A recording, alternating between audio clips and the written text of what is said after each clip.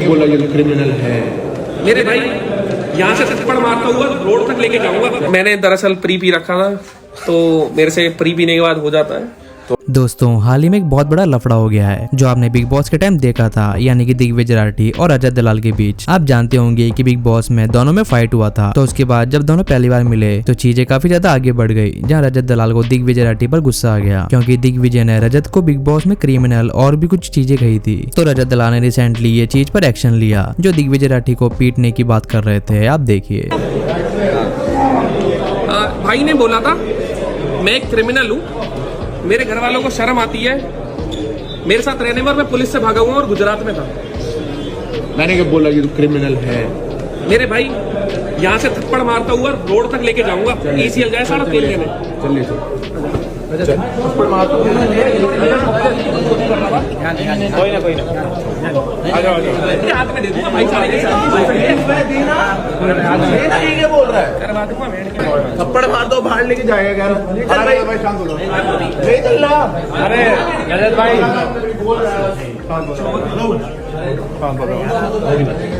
कैमरे के आगे कुछ भी बकचोदी करते थे, सोचते हैं भूल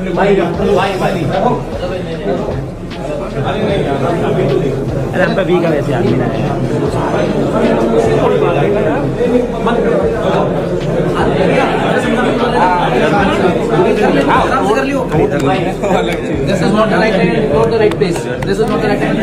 तो ये चीज पर थोड़ी देर बाद दिग्विजय की तरफ से इंस्टाग्राम स्टोरी आई। तो इसके बाद सामने आया कि रजत दलाल और दिग्विजय राठी का मैटर सॉल्व हो गया क्योंकि रजत दलाल ने इंस्टाग्राम पर ये वीडियो शेयर किया जिसमें दोनों का लफड़ा खत्म हो गया। आप देखिए। तो भाई सारे भाइयों को राम राम। थोड़ी देखी होगी दिग्विजय और मेरी कहासुनी नहीं हुई थी, गर्मा गर्मी में हो जाती है। राम राम भाई सबको। थोड़ी बहुत इसके तौर पे चीजें गलत होगी, थोड़ी मेरी तरफ से होगी, पर कोई बात नहीं। इन चीजों को आगे बढ़ावा मत दो, हमारा आपस में निपटारा हो गया है। खत्म करो, चिल करो, ECL देखो, चिल करो।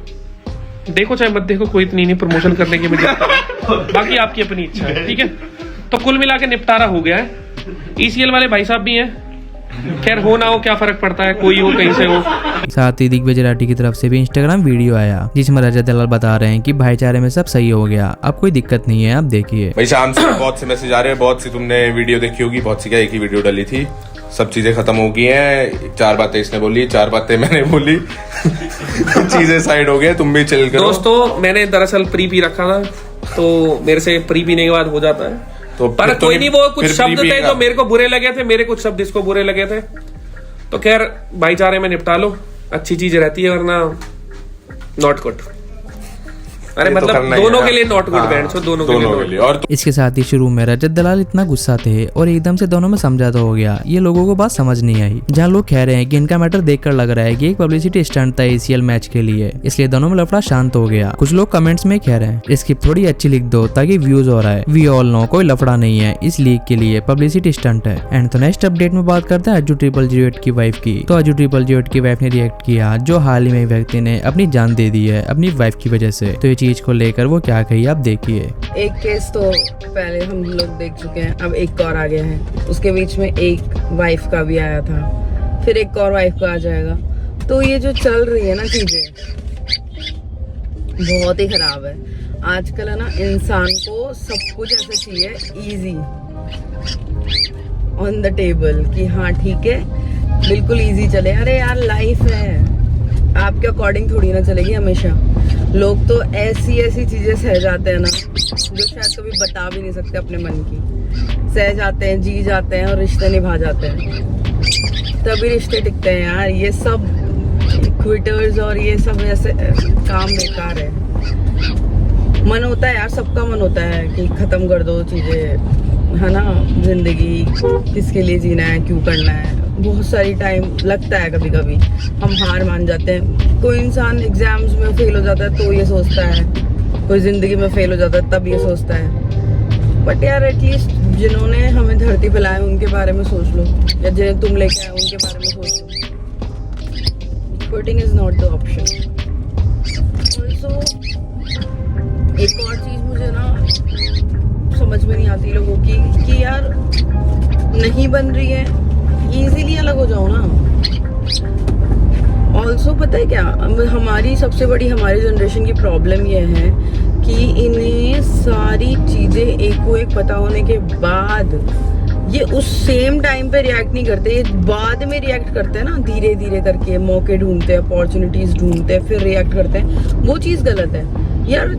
जो भी चीज़ है ना, अपफ्रंट होके ठीक है भाई, ये है, ये है, ये था, जो हो गया सो हो गया, अब क्या करना है, उस पे बात होनी चाहिए इंसान की। लेकिन वो कोई करे कौन, किसके पास इतना टाइम है?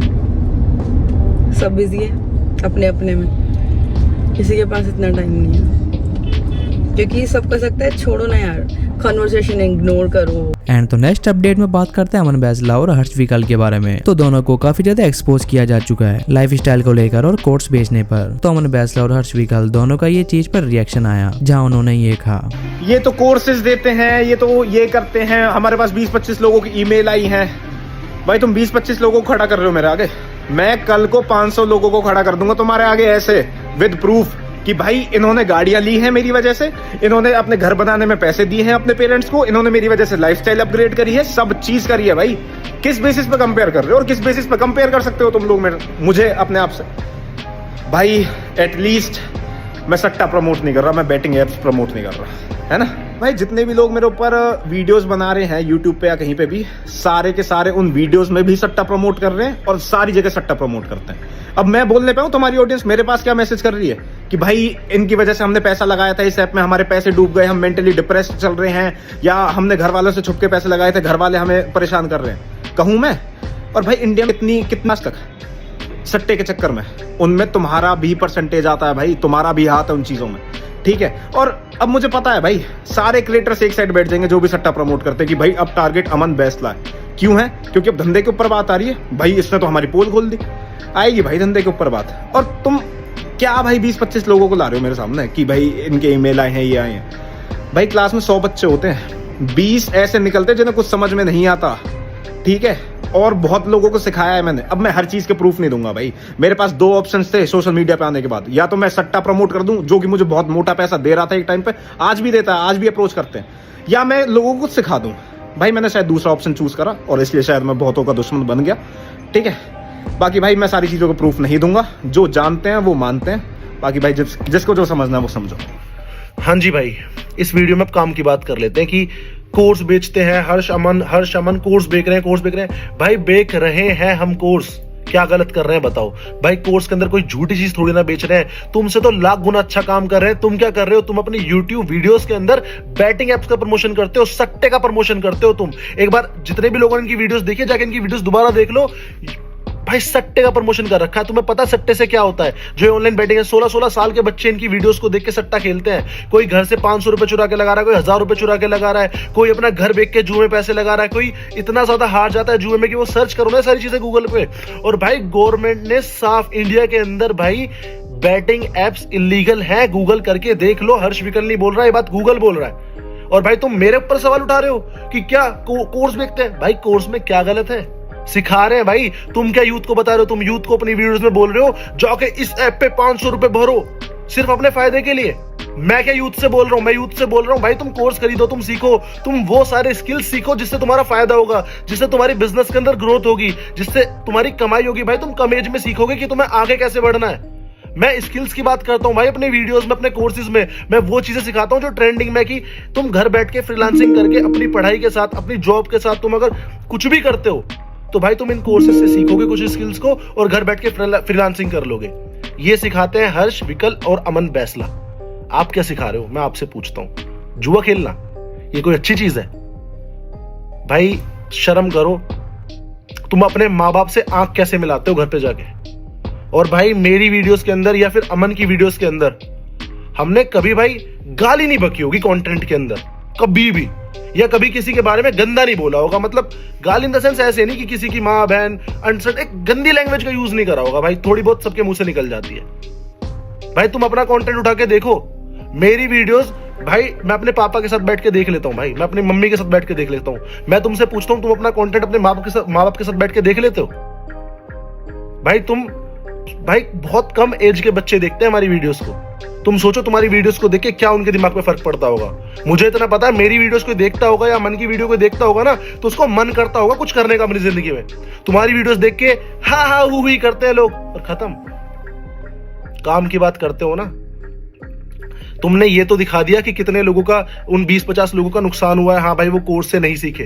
तुमने ये दिखाया अपने YouTube पे कि कितने लोग कोर्स से सीखे हैं और कितने लोगों ने अचीवमेंट किए हैं। भाई मेरे साथ काम करके लोगों ने घर खरीदे, लोगों ने गाड़ियां खरीदी हैं, और उनकी वीडियोस ना तुम्हें जल्दी दिखा दूंगा इंस्टाग्राम पे मैं। एंड तो नेक्स्ट अपडेट में बात करते हैं लक्ष्य चौधरी की। तो लक्ष्य चौधरी का रिएक्शन आया है जहां लोग जल्दी में शादी कर लेते हैं और पछताते हैं। तो ये चीज पर इंस्टाग्राम स्टोरी आई जहां वो कुछ ये है। मुझे ऐसा लगता है यार कि जिन लोगों का लाइफ में कोई विजन, कोई गोल नहीं होता ना, उनकी जिंदगी का एक ही सपना होता है सबसे बड़ा, मतलब उनकी लाइफ का सबसे बड़ा एक ही इवेंट होता है शादी। अब उसी के लिए बचपन से वो उसी के लिए प्लान करता है, बस वही करनी होती है ना 25 साल से पहले, और उसके बाद पछताते हैं फिर उसे लेके। और जो लोग दहेज के एलिमनी के इतने खिलाफ हैं भाई, प्री वेडिंग शूट के, रिसेप्शन के, इनके खिलाफ भी तो होना चाहिए। अब लोग कहेंगे कि अरे भाई किसी के पास पैसा वगैरह, पहले करते थे भाई पैसा वाला, तो ट्रेंड बन गया प्री वेडिंग शूट का। मिडिल क्लास फैमिली में भी लड़ाई हो रही है, मैं तो कराऊंगी, मैं तो कराऊंगी, मैं तो पापा मैं तो कराऊंगी नहीं, लड़के लड़की में लड़ाई हो रही है, कोई मना कर रहा है, कोई हाँ कर रहा है। भाई या तो तुम्हारा 8-10 साल से रिलेशनशिप हो कि तुम्हारे पास अपनी पुरानी फोटोज है, घूमने फिरने की वो लगा दो, और नहीं तो ये क्या जबरदस्ती 4 दिन पहले रिश्ता हुआ है, एक दूसरे के माथे चूम के ऋषिकेश में फोटो खिंचवा रहे हैं। भाई इससे बड़ा क्रिंज, मैं आउट ऑफ जेलेसी नहीं बोल रहा, लेकिन मैं बहुत ज्यादा रिसर्च और नोटिस करने के बाद बोल रहा हूँ, बहुत क्रिंज काम है, बहुत ज्यादा। हमारे स्कूल का 2016 बैच था और मैं देख रहा हूँ 80% बच्चों की शादी हो गई, और जो 20% बचे हैं, देखो तुम कितना इंटरेस्टिंग फैक्ट है, जो 20% कुआरे बचे हैं वो सब सक्सेसफुल है लाइफ में, सब ग्रोथ कर रहे हैं। तो भाई मुझे एक तो अर्ली मैरिज मुझे समझ ही नहीं आती, और ये जो ड्रीम, बस एक शादी का ड्रीम है जिन लोगों का कि बस एक सबसे बड़ा इवेंट शादी है, उसमें नाचना, कुत्तों की तरह दारू पीनी है, पागल हो जाना है, दुल्हन सजना है, प्री वेडिंग शूट करना है, 2.5-3 लाख के लहंगे पहनने हैं, और वो भी एकदम टाइट बजट में। भाई शादी होनी चाहिए मिनिमल, बिल्कुल मिनिमल, बिल्कुल कैजुअल कपड़ों में, दोपहर 11 बजे शुरू हो शादी, 4 बजे खत्म हो, और जितने लोग हो लिमिटेड, उनके लिए एक थाली हो खाने की, उस पर भी नाम लिख के आएगी ये तेरी है, तेरी है, तेरी है। सारा पैसा, मैं हनीमून के सपोर्ट में, हनीमून घूमने में लगाओ सारा पैसा, कम से कम 2 महीने का हनीमून करो। हाँ, तो इंडिया मैच जीत गई, तो मैं शादी की क्यों बात कर रहा था, तो अभी 1-2 कुछ ऐसी बातें आई थी मेरे सामने ना। पहले तो एक एग्जांपल है लड़के का, कि एक मेरे से भी जूनियर था, 1 साल छोटा था, वो लड़का हमारे साथ काफ़ी घूमता था, मतलब वहीं के होम टाउन का। तो उसकी शादी हुई, मतलब आज से भी 4-5 साल पहले की बात है। तो मैं उसे कहा भी 1 आध बार जब उसका रिश्ता हुआ ना, मैंने कहा भाई तू तो बहुत छोटा है यार, अभी शादी का क्या मतलब है। कहता है भाई और क्या ही करना है भाई, क्या ही करना है भाई, पापा बढ़िया पैसे कमा ही रहे हैं भाई, हो जाएगा सब भाई, शादी भाई इज्जत मिलती है भाई दामाद को। तो भाई वो पूरा खुश, भाई कितना पैसा खर्चा उन्होंने शादी में, खूब चढ़ के नाच रहा है अपनी शादी में, खूब दारू पी उसने, क्योंकि केयरलेस था भाई, उसको लगता था भाई ज़िंदगी ऐसी है, शादी से पहले भी शादी के बाद भी। अब शादी के बाद भी भाई वही दारू, दोस्त, ये सब। अब तुम बीवी पे ध्यान नहीं दोगे भाई, कोई और देगा। खैर उसकी बीवी पे किसी ने ध्यान नहीं दिया, और जब आप ये सब करोगे भाई तो कौन लड़की रहेगी तुम्हारे साथ। वो अब डिवोर्स हो गया उनका। अब हमें फ़ोन करके बोलता है भाई कोई डिजिटल मार्केटिंग का काम, भाई कुछ मेरे लिए काम वाम देख लो। मतलब जब काम का टाइम था तब शादी चाहिए थी। कम से कम भाई 10 साल अपने हस्बैंड वाइफ के साथ कोई फोटो कहीं बताओगे ना, रिश्तेदारों को बिना बताओ ये है मेरा पार्टनर, शादी करके बिना बताओ, बच्चों को नहीं पता होना चाहिए बाप कौन है। नहीं तो कितना क्लाउन लगेगा ना कि आप डाल लेते best hubby in the world, best honeymoon, best partner, best बच्चों का बाप, मतलब जी बेस्ट है तो हर जगह। और फिर लोगों को पता लग रहा है, हो रहा है ना लोगों के साथ कि 2 साल से सब कुछ डल रहा था, ड्रगी था ये, तो इसके तो इधर उधर चक्कर चल रहे थे भाई, इसके तो पहले से शादी हो रखी थी। फिर कितना बड़ा क्लाउन मूवमेंट है। 2-2.5 साल से आपको एक इंसान का पता नहीं लग रहा था, कल तक तो बेस्ट था, और अब एकदम रो रहे हैं पंचायत कर दो भाई, अरे वकील कर लो भाई, अब तो डिवोर्स लेना है। दोस्तों वीडियो अच्छा लगा हो तो वीडियो को लाइक कीजिएगा, और चैनल पर नए हो तो चैनल को सब्सक्राइब कीजिएगा। मैं ऐसे ही वीडियोस लेकर आता रहता हूँ।